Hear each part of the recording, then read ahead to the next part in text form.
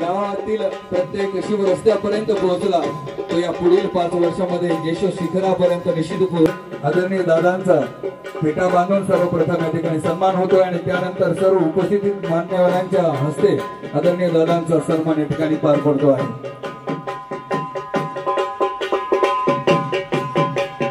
सर्व ज्येष्ठ कार्यकर्त्यांना विनंती आहे आपण आदरणीय दादांचा सन्मान होताना पुढे यायचं आहे। खरं तर हा सन्मान आपल्या सर्वांचे लाडके आमदार आदरणीय आशुतोष दादांचा जरी होत असला तरी देखील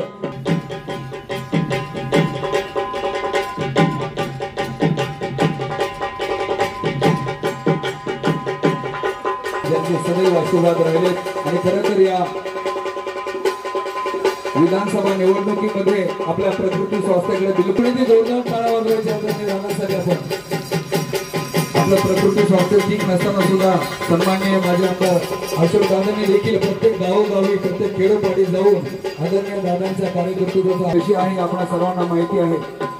बोले तैसा लागणारे आपल्या सर्वांचे लाडके दादा आणि आदरणीय आमदार साहेबांच्या प्रत्येक गावोगावी खेडोपाडी प्रत्येक दुकानापर्यंत प्रत्येक महिला भगिनींपर्यंत पोहोचून या सर्व कार्यकर्तृत्वाचा दादांचं स्वागत आणि सन्मान करायचं आहे आणि पुढील 5 वर्षासाठी माझ्या सोबत म्हणा आशुतोष दादा तुम आगे बढ़ो, तुम आगे बढ़ो। कारण या कोपरगाव मतदारसंघाचा विकास आदरणीय व्हाइस चेअरमन शंकरराव चव्हाण,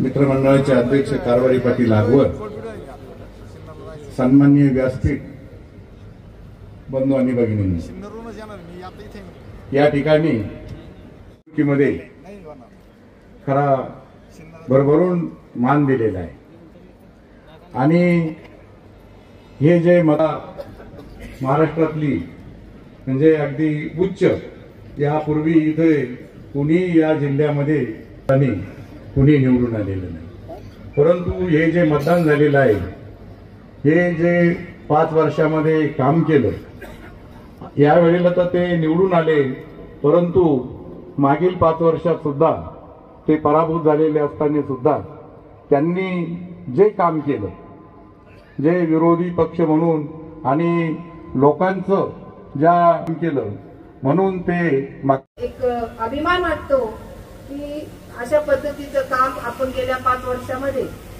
कोपरगाव मध्ये करत आहात। यापुढे देखील आपली जबाबदारी खूप वाढलेली आहे, सगळ्यांनाच आम्हाला सगळ्यांनाच ठाऊक आहे। माझ्या अगोदर देखील जे बोलले सगळ्यांनीच सांगितलं, परंतु मला एक छोटा प्रश्न प्रत्येकाला विचारायचा आहे की दादांचं एकट्याचं काम वाढलं का आपलं सगळ्यांचं वाढलं? सगळ्यांचं वाढलं। आपल्याला प्रत्येकाला आपापल्या गावामध्ये आज आपण सर्वांचेच काम वाढलेले आहेत। जसं आपण माझ्या अगोदर सुरुवातीच्याच पहिल्या भाषणामध्ये सांगितलं की दादा तुम्ही आमदार तर आम्ही आमदार, बरोबर आहे। जर दादा आमदार तर आपण आमदार, तर जर आपण आमदार आहोत तर आपण देखील आपल्या गावामध्ये तसं वागलो पाहिजे, तसं त्या पद्धतीचं काम आपण देखील केलं पाहिजे। त्या पद्धतीचं जो कोणता प्रश्न प्रत्येक गावात जो कोणता प्रश्न कोणती अडचण असेल ती दादांपर्यंत आपण प्रत्येक कार्यकर्त्यांनी ज्या त्या वेळेस पोहोचवली पाहिजे।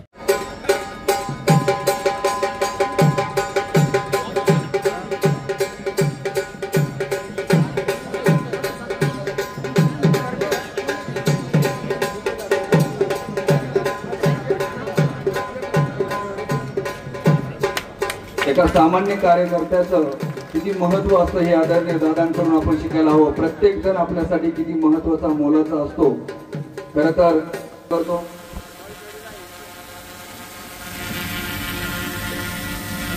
मी पुन्हा एकदा सलीम शेख यांचं मनपूर्वक आभार व्यक्त करतो। सर्वांना विनंती आहे आपण त्यांचं टाळ्याच्या गजरामध्ये स्वागत करूया आणि खऱ्या अर्थानं आदरणीय दादांच्या कार्यकर्तृत्वावर प्रेरित होऊन असंख्य असे युवक या पुढील काळात सुद्धा आदरणीय दादांच्या समवेत या कोपरगाव मतदारसंघाच्या विकासामध्ये आपला खारीचा वाटा उचलणार आहे आणि म्हणून या सर्वांचं या निमित्तानं मनपूर्वक आपण स्वागत आणि आभार व्यक्त करूया।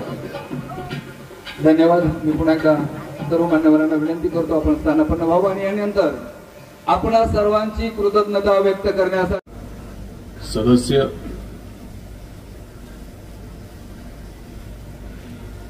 उपस्थित सर्व अधिकारी, उपस्थित पत्रकार,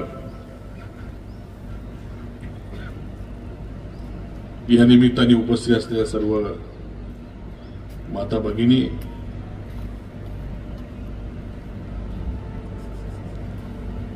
या सर्व ज्येष्ठ लोकांचं मार्गदर्शन मिळालं असे सर्व ज्येष्ठ कार्यकर्ते, सर्व माझे तरुण सहकारी,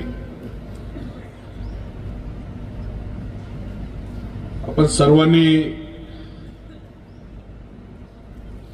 या निवडणुकीमध्ये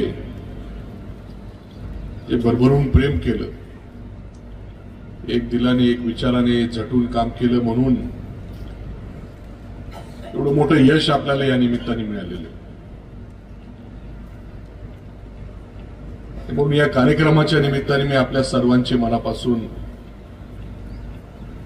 खूप आभार मानतो, आपल्या प्रति कृतज्ञता व्यक्त करतो. या 5 वर्षामध्ये सुरुवातीपासून आपण जर पाहिलं, निवडणूक झाल्यापासून एक एक गोष्टी घडत होत्या. निवडून येत असताना आपल्याला माहिती होतं का आपण विरोधी पक्षामध्ये काम करणारे.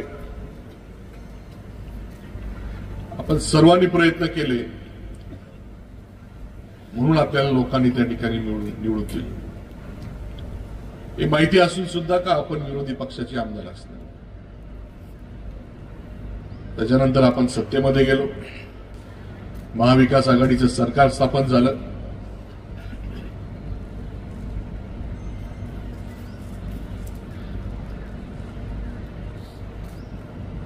अडीच वर्ष महाविकास आघाडीचं सरकार होतं.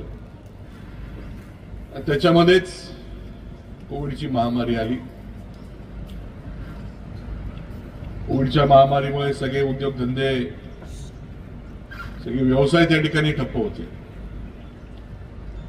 म्हणून सरकारचं उत्पन्न कमी झालेलं असून देखील जेवढा निधी आपल्याला मंजूर करून घेता आला तेवढं करण्याचा प्रयत्न मी 2.5 वर्षामध्ये केला. नंतर सरकार गेलं तरी पण आपले कामं कशी होतील असं सातत्याने प्रयत्न करून या 1 वर्षामध्ये विरोधी पक्षामध्ये असून देखील आपण कामं करून आणले.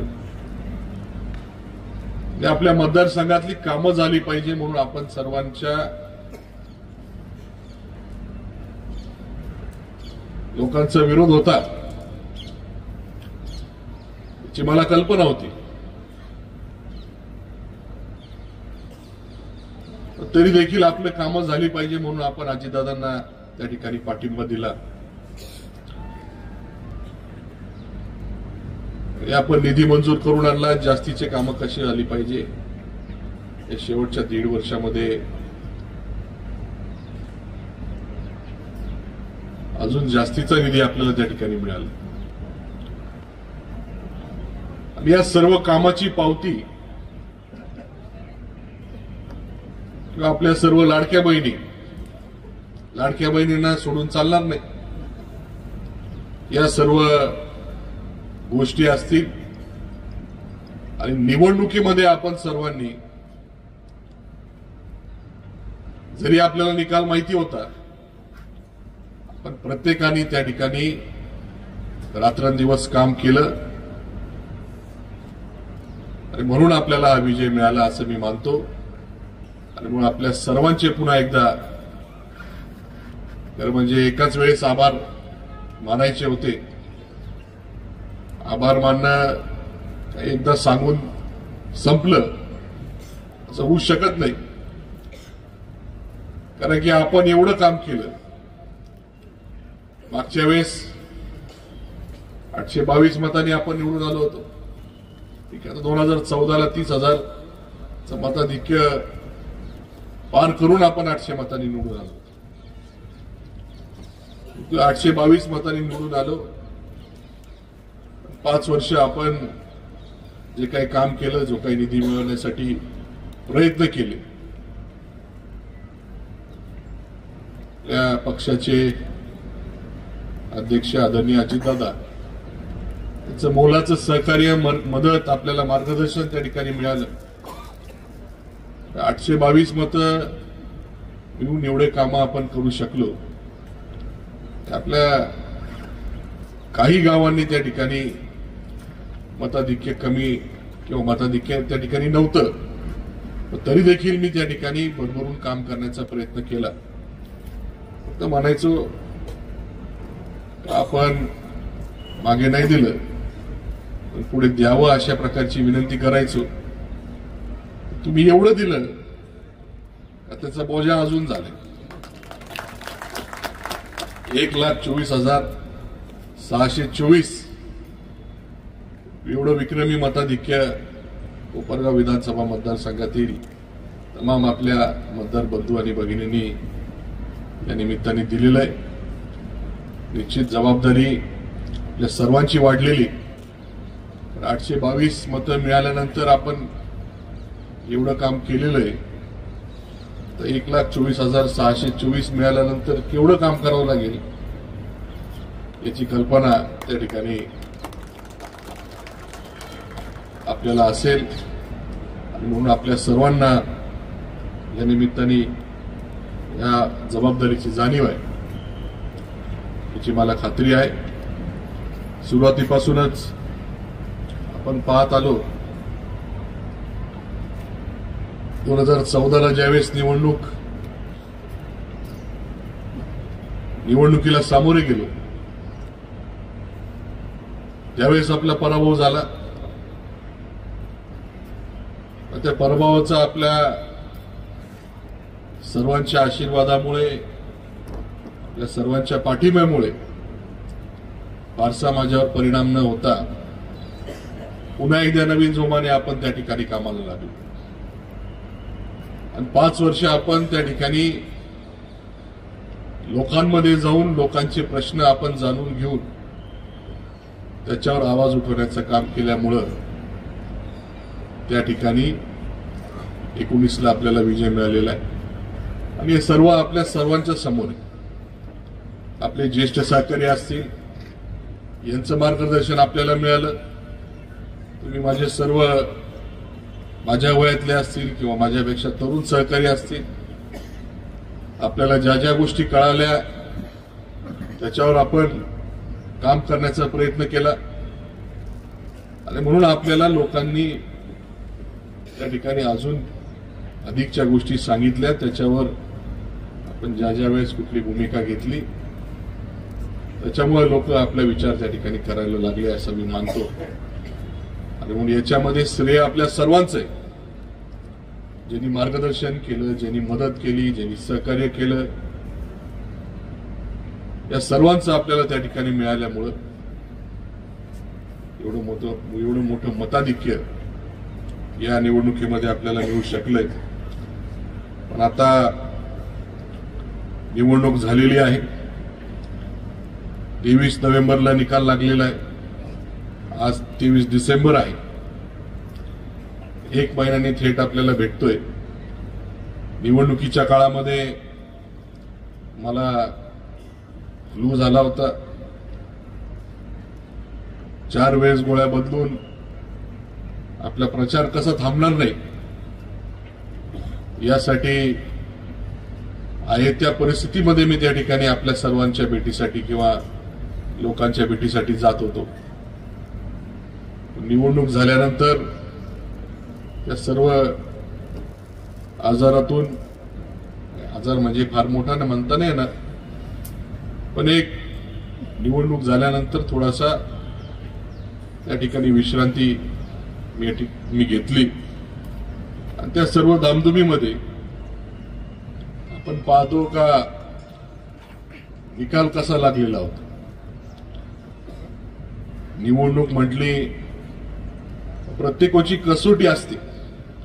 ज्या पद्धतीने प्रत्येक मतदारसंघामध्ये त्या आमदाराची, उमेदवाराची कसोटी होती, त्याच पद्धतीने प्रत्येक पक्षाचे अध्यक्ष असतील, त्या पक्षाचे प्रदेशाध्यक्ष असतील, या सर्वांची कसोटी होती, अग्निपरीक्षा होती. निवडणुकीचा निकाल काय लागतो. निकाल आपल्या सर्वांसमोर आहे. महायुतीचं सरकार मजबूतीने अजून त्या ठिकाणी आलं. भारतीय जनता पार्टीचे 132 आले, शिवसेनेचे 57 आले, आपल्या राष्ट्रवादी काँग्रेस पक्षाचे अध्यक्ष आदरणीय अजितदादा यांच्या नेतृत्वाखाली राष्ट्रवादी काँग्रेस पार्टीचे 41 आमदार त्या ठिकाणी निवडून आले. आणि काही अपक्ष आमदारांचा पाठिंबा देखील आपल्या सरकारला मिळून 237 288 मध्ये 237 म्हणजे फार मोठा आकडा झाला. त्यामुळे अडचणी फार होत्या. मंत्रिमंडळाची संख्या ठरलेली आहे. 43 पेक्षा आज जास्त मंत्री करू शकत नाही.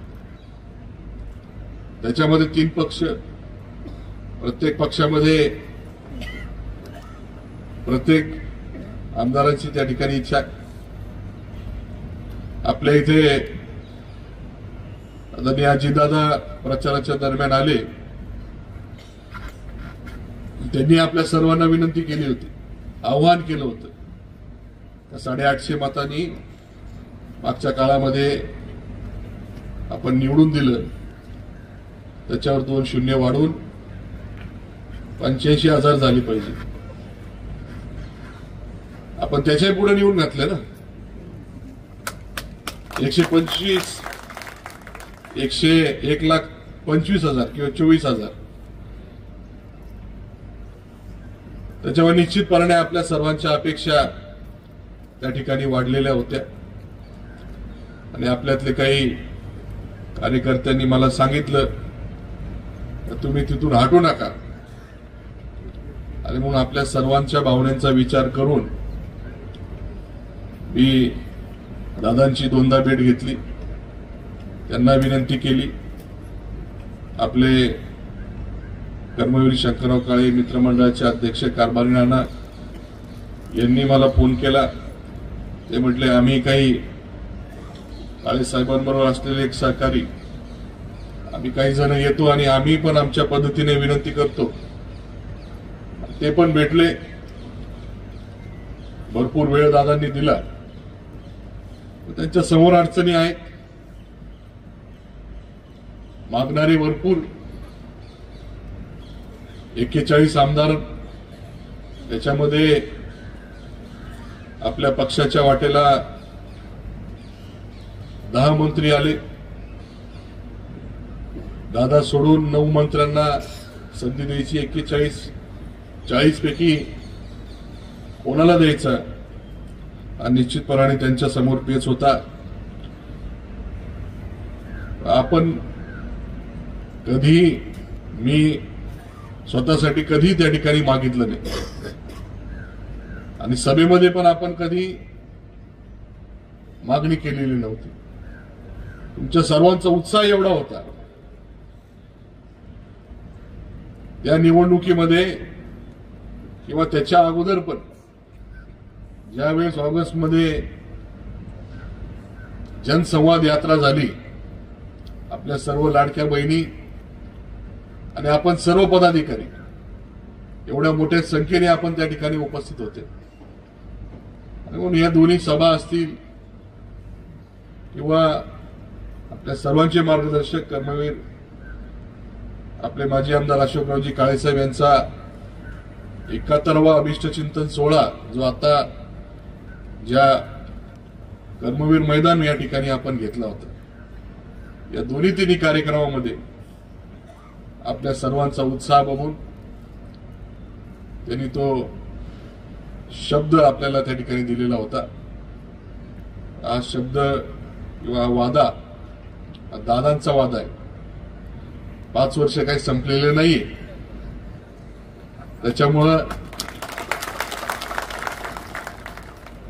दादांचा वादा निश्चितपणाने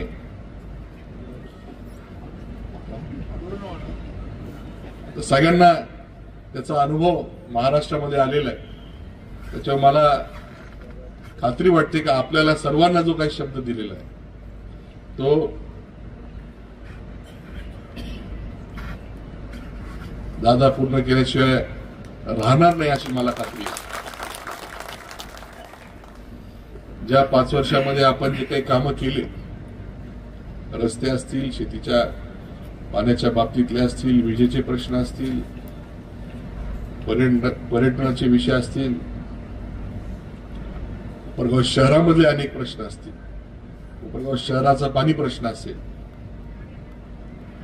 हे सर्व प्रश्न सोडवण्यासाठी आपण मनापासून प्रयत्न केला. म्हणून सर्व स्तरातील लोक, सर्व समाजातील घटकातील लोक यांनी आपला चांगल्या पद्धतीने विचार केला.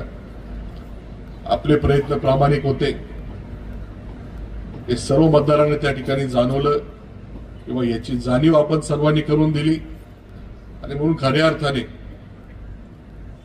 हे यश त्याच्यामुळे मिळालं. त्याच्यात भर पडली आपली लाडक्या बहिणींची, आणि म्हणून यश मिळू शकलं असं मला वाटतं. ही निवडणूक आपल्या होत असताना आपले जे काही पारंपरिक विरोधक आहेत, काही कारणास्तव ते थांबले, त्यामुळे एक वेगळी निवडणूक त्या ठिकाणी होती. उमेदवार म्हणून या निवडणुकीमध्ये अनेक विरोधी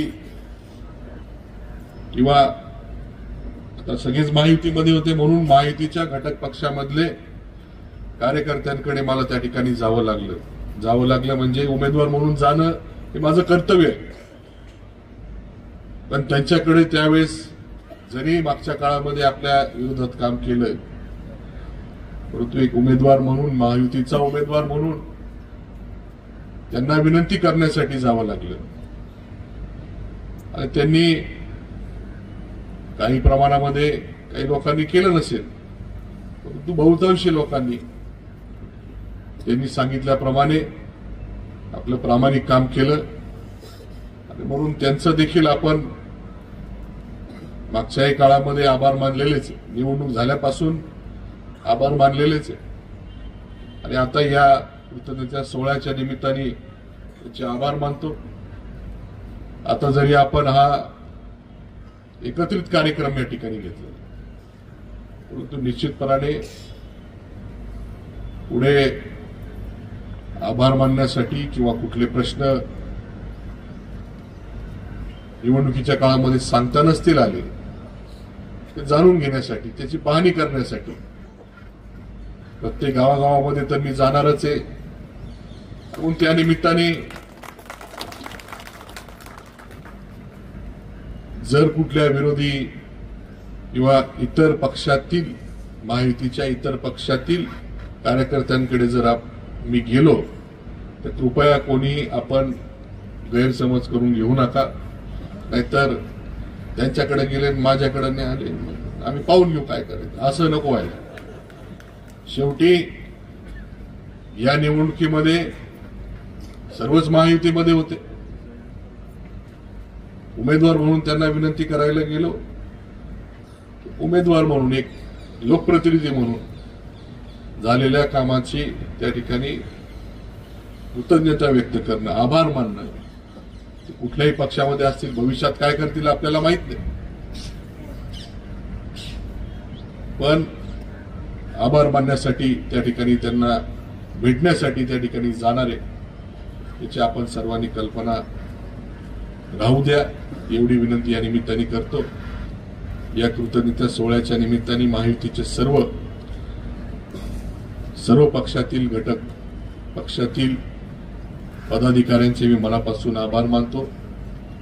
आपल्या या कोपरगाव मतदारसंघातून आता मला नाही वाटत कुठलं गाव असेल का थोडं काही कमी जास्त असेल. मला आता काही तक्रारीला तुम्ही संधी ठेवलेली नाही, काही इथं कमी पडलं का तिथं कमी पडलं, म्हणजे थोडंफार मागे बोलायला संधी असायची. नाही तुम्ही मतदानच कमी दिलं म्हणून थोडंफार तुमचं राहिलं तर काय फरक पडतो.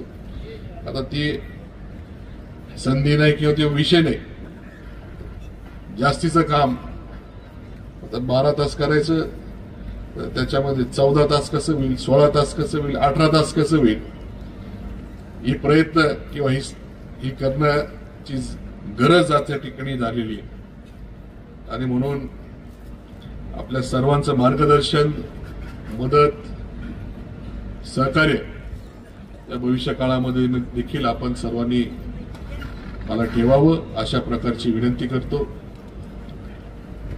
आज आपण सर्वजण माझा सत्कार करण्यासाठी या निमित्ताने आलेले. आज जर काही काम सांगायचं असेल तर चर्चा करणं शक्य नाही, कारण की एवढ्या मोठ्या संख्येने आपण आहात. आपला जर काही विषय असेल तर आपण तो अर्ज माझ्याकडे द्यावा आणि आपण जेवढे लोक आहे, रात्रीचे 12 वाजू द्या, 2 वाजू द्या, मी सगळ्यांना भेटणार आहे. फक्त धक्काबुक्की कोणी करू नका, एवढी माझी कळकळीची विनंती आहे. आपण सर्वजण आदरणीय दादांचा सन्मान करण्यासाठी या ठिकाणी उपस्थित झालेलो आहोत. आपण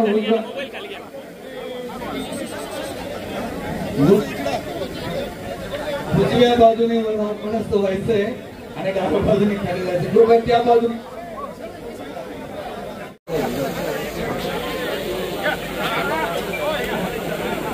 इथे आपले सेक्शन मधले कोणी आहे का? कृपया आपण इथे समोर यायचं. एक जण पाठवा इथे, दादांच्या हातातले घ्यायला. इथे थांबा, इथे थांबा. ते हातातले घेऊन हे झाले की ओके. गर्दी करू नका, स्टेजवर गर्दी करू नका, स्टेजवर गर्दी. डी न्यूज वृत्तवाहिनी सामाजिक, शैक्षणिक, राजकीय, धार्मिक, सहकार, सांस्कृतिक, कृषी या सर्व चालू घडामोडींचा वेध घेणारी वृत्तवाहिनी. डी न्यूज वृत्तवाहिनी, वेध वर्तमानाचा.